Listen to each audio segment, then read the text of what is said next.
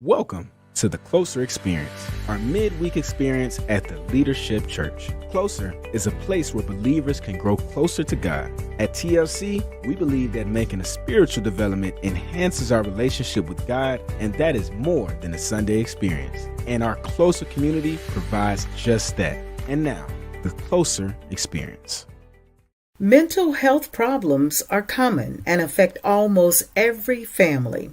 In the United States, nearly 1 in 5 adults experience some form of mental illness, with 1 in 24 having a serious mental illness. Although mental illness is very prevalent in the United States, as a country, we struggle with having open and honest conversation about these issues due to the stigma associated with mental illness. Faith and community leaders are essential in these conversations, as they are often the first place that individuals and families reach out to when they experience challenges, mental health issues, and or traumatic events. The faith community and leaders are pillars of the community and are significant assets when promoting mental wellness and recovery. Throughout the month of May, the Leadership Church will discuss the faith community and mental health, starting with a conversation with our leader, Pastor Tony Cash, and psychotherapist, Dr. Adrienne. The Black church has always been this place of healing and refuge for our people. It has. But it's also a place that has caused a lot of hurt for our people. And so we have to figure out, how do we provide some support, but still allow people to be responsible for their own healing? Because that's not a pastor or a church's responsibility. Even though you house the safety net, they're still responsible for saving themselves. That's right. You know, but I think that a lot of times Black people come to church because they think that I can get fixed there. Yes. No, you got to get fixed outside the church, not just in the church. And so, and if you're not willing to do that work, you can't get healed. Wow. Yeah. That's interesting, because that's all right. I just wanted to scream, because that's my issue, and what I believe, and now I could be wrong, that some people have an issue with when it comes to being under my leadership style when they choose a church. They like me when they meet this big bubbly personality that laughs and jokes, and I touch their emotions. But when they get under my leadership style, which is accountability, processing, you start stepping on their toes. Yeah, because I don't really preach or speak a whole lot about the emotions. Yeah. I care about your emotions, but I'm wise enough to know that I have a limited amount of time, and that if I send you out of here jacked and hyped emotionally without any processes, any steps, any resources, I failed you. That's just like therapy. Yeah. It's the same thing. Yes. And so I tell people, it's great that you want to go to these people with these coaching certifications, but I've been doing what I do for 33 years.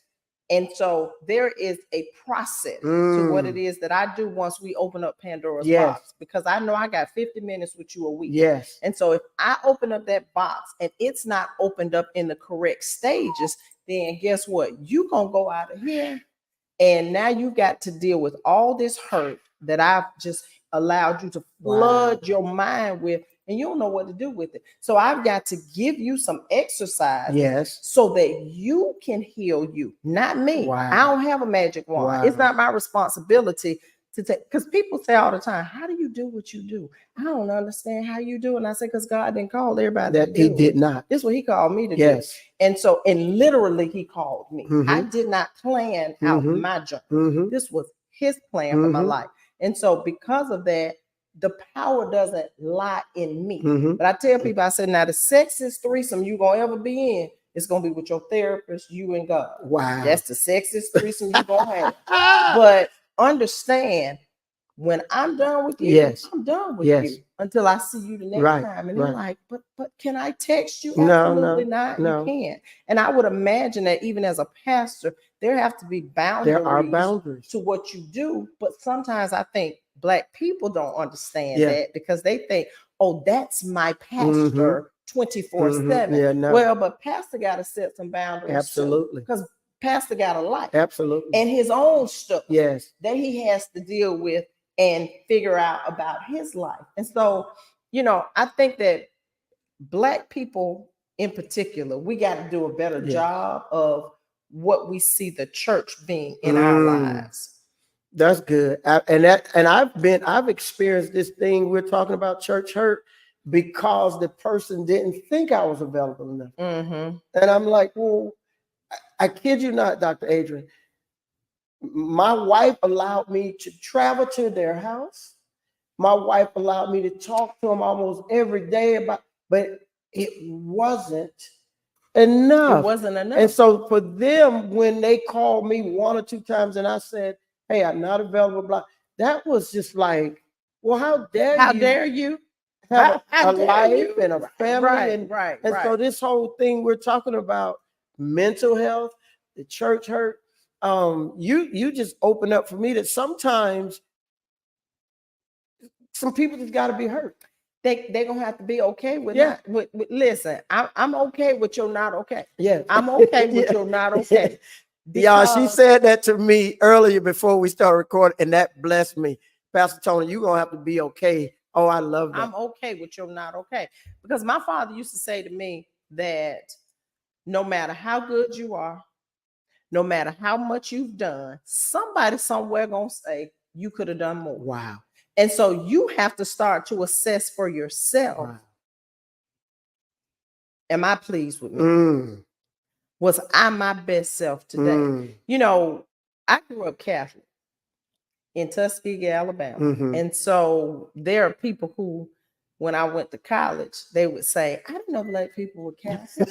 And I would say, what? Yeah, of course. But I come from an all Black town. Right. And so, we had a white priest, but yes, Catholic people are, it's a lot of Black people that are Catholic. Yeah, it is. Even in other countries, in Africa, in Haiti, in Jamaica, the Caribbean islands.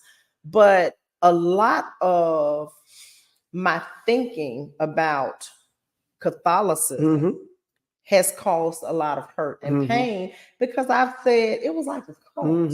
Their teaching, and it gave me the habits and routines of going to church, the place. Right. But in terms of who I had to become as an adult and having a relationship with God myself, I had to seek that for me. And so I think a lot of times people are not willing to examine, well, where does my fruit come from? Come on. Church. Like, what's at the root? What's at the root? What is at the root of it? Because it's not the building. A lot of times it's the people. A lot of times it's the people. And so, it's like I tell people, even about being in a sorority or a fraternity, the letters don't make you who you are. Who you are is who you are anyway. And so when people say, oh my God, I met this AKA and she was so nasty acting. I said, well, she nasty acting anyway. Ain't got nothing to do with AKA. Yeah, we're not creating nasty people. Like, once you become an AKA, we're going to create you to be nasty. No, she came in. She came in like that. Yes. It's the same thing with church. Yes. And so church, I think, is filled with people who carry a lot of hurt and pain, and they bring it right into that place. And people have this assumption that for these 2 hours on a Sunday, things are supposed to be so perfect. And the issue with that is that you've got a place filled with imperfect people. Yes. But you're seeking perfection. And you're seeking perfection. I used to have this saying in the church that we're imperfect people doing a perfect work for God. Right. But don't forget that first part. Imperfect. We're imperfect. Doing a perfect work for God. The work we do for him is perfect, but we're not. Right. We know what he's asking us to do. He's telling us not to hurt people. Don't have an attitude But honey, you don't know what I woke up this morning to face. Right. So I'm sorry that this Sunday wasn't like last Sunday, Right. but this Sunday a relative is in the house. This moment. This moment. In this moment. Yes. In this moment. Yes. In this moment. Oh, I love this. So after the pandemic, the conversations about mental health expanded. Okay. And so people became more comfortable, even though as Black people, we are raised to keep secrets. Don't be going out here talking about what went on in this house.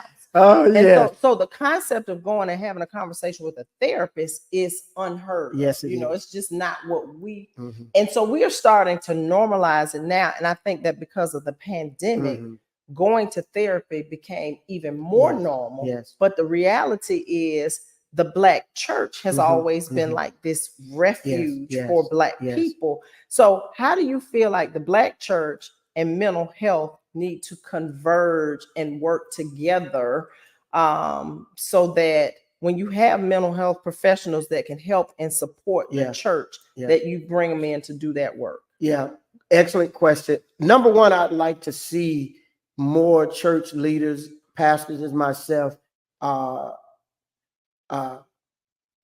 what's the word I want? Embrace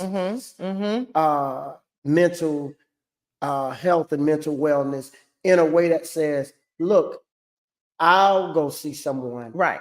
I have my own mental health doctor. And so this is a great opportunity for me because I let the people in the church know that I have my own personal mental health doctor. Right. And sometimes I see him once a month. So he told me this month, Pastor Tony, you need to come twice. Like it was on the schedule. You got some stuff. Yeah, but I kid you not. I didn't even know. He said, when I think it was today is Monday. I think it was Friday I met with him. So I was getting off the call and he said, oh, so the next time I'm going to see you. And I thought he was about to say a month. He said, no, I have you scheduled for next week. So I know what that meant. I must have scared the heck out of him during the session. He was like, whoa, I got to bring him back. But what I do is I pray, I seek God, I read his word, but I also know he's given us some very natural processes, such as mental health, where we as leaders can sit down and pour out our hearts and souls so that when we do have to sit down with a parishioner, we're not all, what's the word I want to use? Stressed and wound and bound. Wound and bound to the point to where I can't. I don't have anything for you. So yeah. I walked away from my practice in 2023 for 3 weeks. Wow. And that was the first time in 32 years I had done that. Wow. But I knew I was at a point where I said, if I don't step back, I am going to implode. And so I tell people, you got two choices. You don't deal with your stuff, you either gonna implode, that's the internal explosion, or you gonna explode and somebody else gonna get it. And so I had to have the wherewithal and maturity to say, if I don't step back from this, I can't be any good to anybody. And that's why I started seeing my own therapist. Because I recognized that here's my life. In every aspect of my life, Dr. Adrienne, I'm a leader. Like there's no aspect where from career to family to church to friendship, like my friends all expect for Pastor Tony. So I'm like, wait a minute, I have to have somewhere I can go and release. And that's what brought me, and I think it came through prayer. I was praying like, Lord, and I felt like the Lord was saying, well, go find someone to be to you what you are to others. But then I also, and I don't know how other pastors feel, but I know my limitation in counseling. Absolutely. And I recommend my people to seek someone. That's right. So I don't try to go into areas that only Dr. Adrienne is qualified. Right. For. Like I'm the person who says, well, that's a little deep and you're probably going to need about, 3 to 6 months on that. Let's find you someone that you can talk to. Because that's not my expertise. I think that is the value that the church can have in terms of helping people get those additional supports that they need in terms of mental health. Because there are some people out there who are dealing with so much trauma that there's no way you can unpack. Your sermon is not going to unpack. Even when you great and have a whole series, and we're going to do this for, about 4 Sundays in a month, it's still not going to be enough for somebody that has had a traumatic experience that they have not started to deal with. And so when you're introducing a subject, it might be hitting home and people might feel like, oh my God, this word was for me and that sort of thing. But when they walk out of it and you have opened up Pandora's box, and so, they got a Band-Aid that's sitting on top of a wound that's wide open. Wow. And all you did was put a Band-Aid on it with your word. When really you got to dig deep enough for yourself to want to clean that thing out and then go get you some stitches to help that thing heal. Because what you're doing, it's really a Band-Aid. Yes. I agree.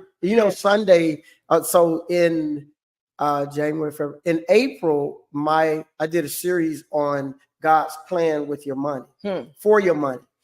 And I know you're right, not just because you're sitting here, but because within the sermon, one of my points of emphasis was seek professional help. Like, I didn't just say, oh, I'm preaching you a great message on money. No, one of the points of emphasis was seek professional help. We know in finances that people who have a financial coach or advisor, wealth multiplies at a greater level than people who say, I'm just going to do it on my own. So what do you think is going to happen with mental wellness? You want to get better? Find those people that God has anointed to help you get better. That God has anointed, not just somebody that you can Google and YouTube. And, because I think that there is value to people being able to share their personal lived experience. However, what people fail to realize is that the way that you deal with your lived experience is you. We can have a similar experience, but we are two different people. And so because of that, I got to figure out my own way to deal with this. Because I tell people all the time, stop talking to your family and friends. Because when you go and you ask people, well, how you feel about so and so, or this is what happened in my life, people are giving you opinions based on who they are, not based on who you are. Wow.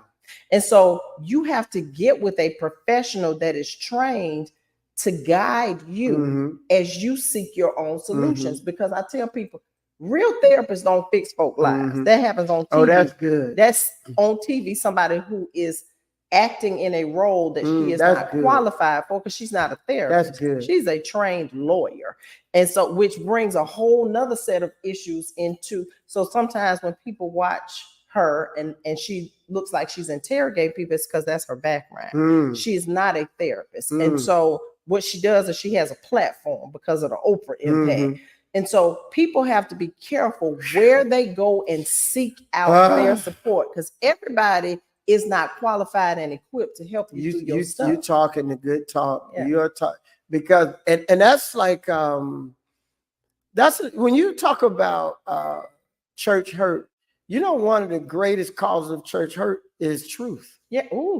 Like people believe when people get on the internet and talk about how the church hurt them, blah, blah, blah. But if you were in the background, you'll realize, you'll soon see that a lot of people are hurt because some minister or elder had to tell them something that they didn't want to hear.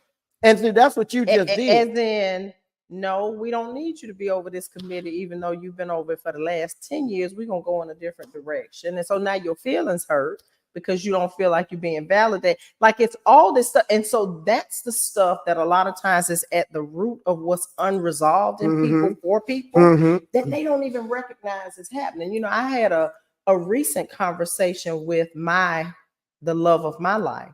And I said to him, I had an aha moment.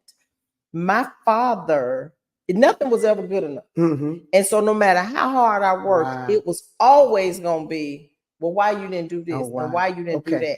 And I remember vividly this paper that I had to do in high school. And like, I had worked my tail off and I got a B+ on it. And I was so excited.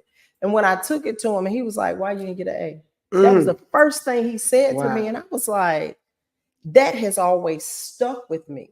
And so what I had to recognize is that how I took that same perspective into so many spaces, to the point where sometimes I was being offended by somebody's critique. Wow. Because I wasn't able to view it as a critique. I was viewing it as a criticism, because that's how that moment was with my father. And so I said to him, I recognize Dr. Adrienne, she talking. Go ahead. I'm sorry, but y'all got to get this, because I'm getting my own free therapy here in Spain, but I'm getting it. Well, what I said to him is that I realized that why it's so important to me for you to see me, because I've been seeking this validation from my father since that moment when he said, why didn't you get an A? And so I think that what people don't recognize is that I'm a therapist. I've been doing this for 33 years. And I go to therapy, because I always tell people, first thing you need to ask your therapist is, do you go to therapy? Do you believe in therapy? Because if they don't, you probably need to run. And so because of that, I am constantly still pulling back layers at 57 years old, because you don't get to this place where you just arrive. We are always being and becoming for the rest of our lives. And so, but things can still happen now. And I'm like, I'm trying to get to the root of where is this thinking coming from? Where is this feeling coming from? What is this emotion tied to? And I think that so often what people do, especially in the Black church, is they're still running from what they have not stopped to deal with. And so as a result of that, what they do is they run to the church. They run to the church thinking, well, Pastor Tony got all the answers that I need. He gonna give it to me in these 2 hours. But when you leave there, if you have not changed anything about the way that you think, it doesn't even matter what you give to them. They take the same thinking out the door. And you just you definitely anointed. You're definitely anointed for this, because you not intentionally, but you just open up some awareness for me about something that bothers me, and it stems from my mother never making me feel appreciated and loved. And so when I'm in a relationship with you, I'm looking for what she didn't give me from you. And when you don't give me that, it upsets me. And it almost feels like you're doing like she did, which is abandon me. And so I'm thinking about this because I'm being transparent, because the anointing you have causes transparency. That's what people tell. Yeah, that's what anointing does. And the other part of that is I'm a better pastor, because now instead of rushing into advising and consulting, I'm learning just in this moment that, Pastor, you can really hurt that person if you don't find out the root of that question or concern. Because you'll give them an answer that may not be the real answer they need. Right. It may not be the real challenge they're having, but it's masked because they don't want to do as Dr. Adrienne said, which is they don't want to deal with the root. That's right. They want to give you this, oh man. And one of the things that as a therapist, and the reason I tell people day one, I don't have a magic wand, but you do. Now, you have to figure out which pocket you done tucked it in.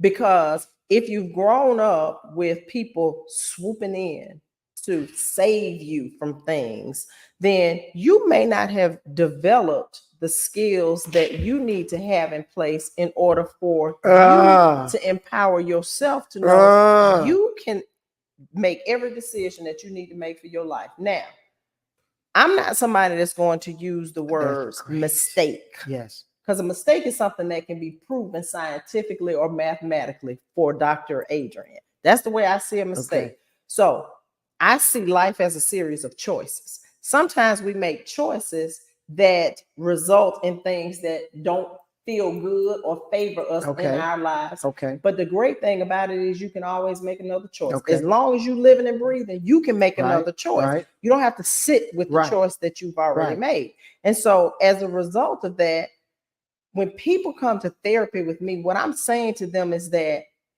you're not here for me to fix you. You're here for you to figure out what are the things about you that you want to work on, because you're not broken unless you see yourself as broken. That's not how I see. It's the same thing with church. People are coming there because they feel broken. And what they need to understand is that you're not broken. You might be bent a little bit, but the only person that can straighten you up is you. It's not the pastor. It's not the deacons. It's not the deaconess. It's not the first lady. It's not any of those people. And so one of the things that I find so powerful as a therapist is I ask people, tell me what it is you came here for. Tell me what it is you came here looking for, because then that requires them to have to go deeper than I just walked through the doors. No, you came here for a reason. So let's talk about what you see the reason as. The church is the same thing. I was about to ask you, should we have that same approach? When you are having these conversations and they're putting all this stuff on you, sometimes the responsibility for you is to listen and say, now, what is your expectation of me with that belongs to you? This is free. Like, what is your expectation of me with all of that belongs to you? That's going to piss some people off. Understand? Because so often people are in this mindset of, I just want somebody to tell me what to do. The only reason people really want somebody to tell them what to do is because they've not developed the level of confidence to say, I can figure this out. And especially this generation of kids that's coming, they don't have the skills of perseverance and stick to it. They have developed this spirit of feeling entitled. And so they want somebody to give to them and tell to them, where sometimes we got to back off so that you can figure some things out. It's the same way in the church. And so I'm going to give you this, and then sometimes you got to go out and figure out how do I apply this to my life? Dr. Adrienne, that was one of the things. I mean, Dr. Adrienne, I just love you. I love you. I love you. That was one of the things that when we changed the model of how we do church, I felt that the Lord distinctly said to me, now, you know, this model is going to rub some people the wrong way because it requires them to do some work for themselves. Right. This model doesn't resolve all of their answers. This model doesn't say it's all fixed, but it requires personal reading, personal commitment. And it's like, you can, we don't have a model where you could just walk in all the time and get this. This is the model that says you are a part of your own healing. And some people were like, I ain't feeling that. I have to be honest, when I had an opportunity to sit down like I'm doing with you and explain to some people, they were like, oh. And they two or three of them honestly said to me, I just never looked at my walk with God as my own responsibility. I thought your happiness, your joy, it's an inside job. It's not something that takes place outside of you. It's an inside job. But that's what people think. But guess what? It's because we're conditioned to believe that from the time we're little. We get validation from other people before we learn to validate ourselves. So when you go to kindergarten, you quickly learn that a smiley face means good job. Right. That big red sad face means, something is not right. Right. And so because of that, we start to learn early on that other people get to tell us how good we are. So as you grow, what happened that we learned? Other people get to tell us how good we are. Other people get to put their stamp of approval on you before you learn, wait a second, the only stamp of approval I truly need is from me. It's not from everybody else. But when you go to school as a kindergartner, you get it first from your teacher. Them little stickers, good job. So nobody is telling you that you got to assess, did I do a good job here? Because that might have been your best in that moment. In that moment. Now, maybe you'll get better. That somebody else might, it's like when you write an essay. Yes. An essay is so subjective. And so when somebody is looking at your writing, if they didn't have enough coffee that morning, if they had an argument with their spouse that morning, if they wanted Pop-Tarts and had Fruit Loops that morning, right. all of those things can influence how they grade your work. And so based on the grade you see on that work, it then has an impact on how you see yourself. Yeah. I don't know what else we need to do for you guys. This right here is thousands of dollars that it would take. And she has gracefully shared it. And I'm a very, everybody who knows me, or everyone who knows me know I'm a very transparent, energetic person. I'm like, well, what do you say? Because you just kind of like, and I know people don't, but I don't know if you've ever been told this, but it feels like I'm naked, like you're telling people about me. And I'm like, Dr. Adrienne, I didn't want people to know that about me. That was my secret, that I'm constantly seeking validation, because from a child I learned that they define me. Like, and it's our first time meeting. It is our very first time meeting. So every morning for my whole life, I've asked God to use me. Even as a little girl, I would ask him that, God, use me to change the world. And I was like, who in the world even asks something so huge? But sometimes I will say things or hear things coming out of my mouth, and I'm like, where in the world is this coming from and why? Right. Especially when I'm speaking to groups of people. Yes. And so what I know is that he uses me to give whatever message it is that's supposed to be given. That's why I tell people, this is not about Dr. Adrienne. Like, I ain't raised my hand and sign up to do this work. It literally is what he designed me for. So here's what I discovered in the spirit of transparency that most people may not admit. I didn't know this. Now I'm going to look you in your eyes. I think I knew it, but didn't want to own it. But I'm going to say I didn't know it with clarity. But I think I knew it, but I didn't want to own it. But something you just said, that I've acted like I didn't want the approval or the, but really in my current mental health, I need it. Like if I were to be honest with what you just said to me, and all of us, what I just in this moment discovered, that I've acted like, oh, I don't need any appreciation. I don't need any approval.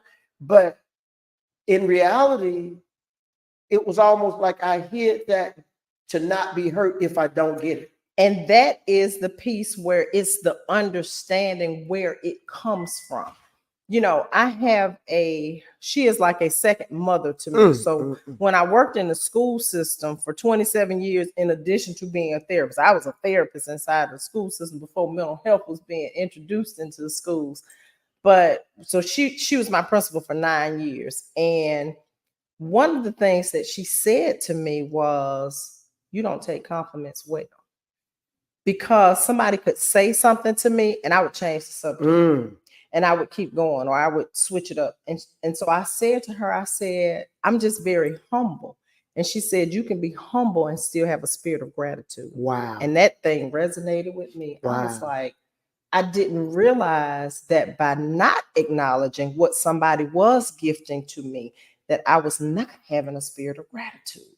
And so when you stop to examine your behaviors, your feelings, your emotions, why you do what you do, and you start to get to the root of it, some of what it is that we all experience in terms of validation outside of ourselves, it's because we were raised this way.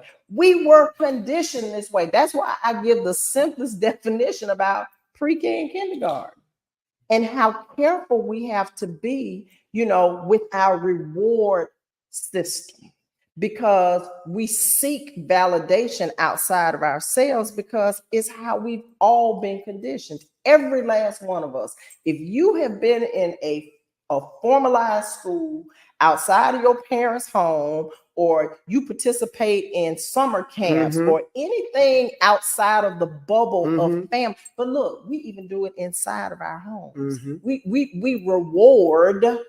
And so then you reward one child, and it's not this child's moment, but then what happens to that child?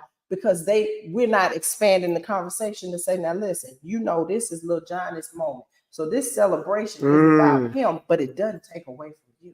We don't do that. We automatically assume that you're going to know that this is your brother's moment. And so no, what have we now created inside of that child? What seed just got planted in that child in terms of validation? So, listen, there's a lot of work that we still need to do. There are a lot of things that sometimes we don't understand the impact of. And we think we just being who it is that we are. No, everything that you are comes from how you've been crafted and molded, the seeds that have gotten planted in you. That's all of us.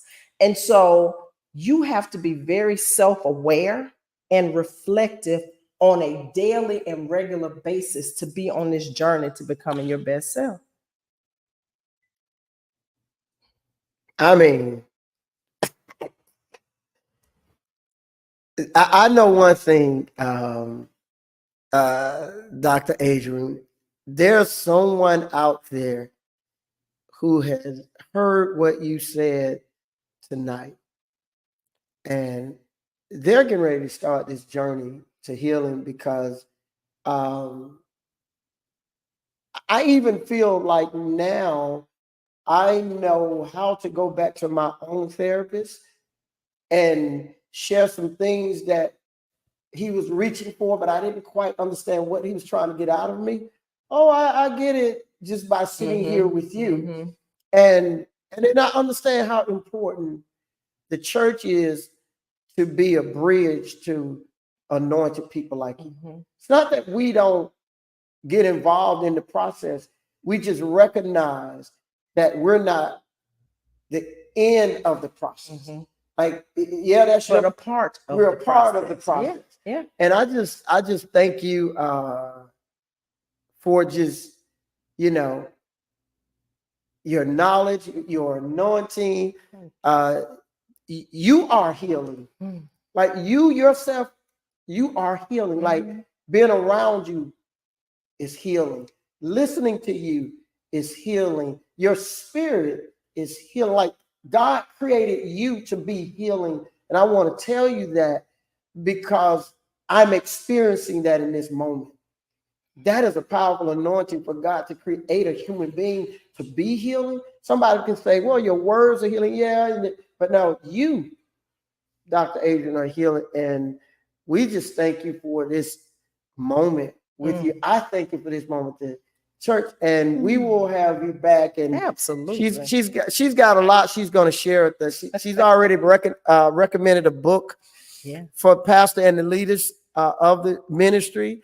That book, The 4 Agreements by Don Miguel. And then here's the other part of this. She's already said that once we order the books, she's going to come back and do a teaching for us. Now, I don't know if she wants us to put that. That might be a private thing for just all the leaders, but you never know what she'll be willing to do.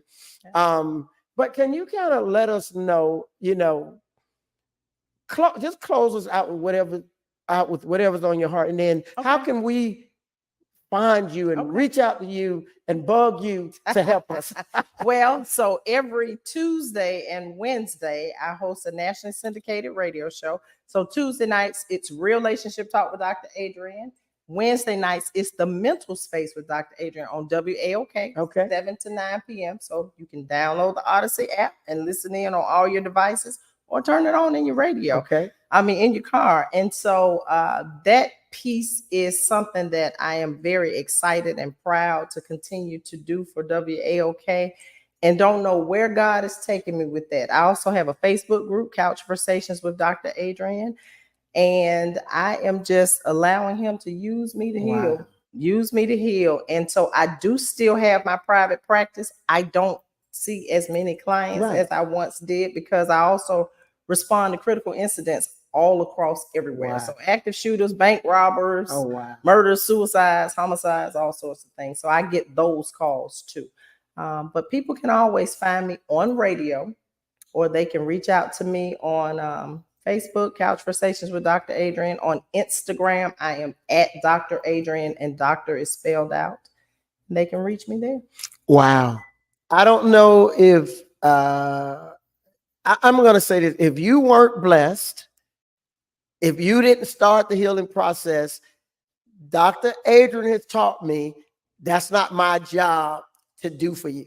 Because the old Pastor Tony would have said, now what you got to do is, no, that's your role. We presented the healing information. Yeah. You now are responsible for what you do with it. So, Dr. Adrienne, I want to thank you so much for taking the time to be with us. Guys, listen, you have just experienced the closer experience at a whole nother level. Like, this thing is getting higher and higher, and we're going to certainly have Dr. Adrienne back. So thank you guys so much for joining us. I pray that you and your family do experience wholeness, mental wellness, mental healing, and that you are open to seeing someone who has the anointing to help you heal mentally. Making an amazing evening.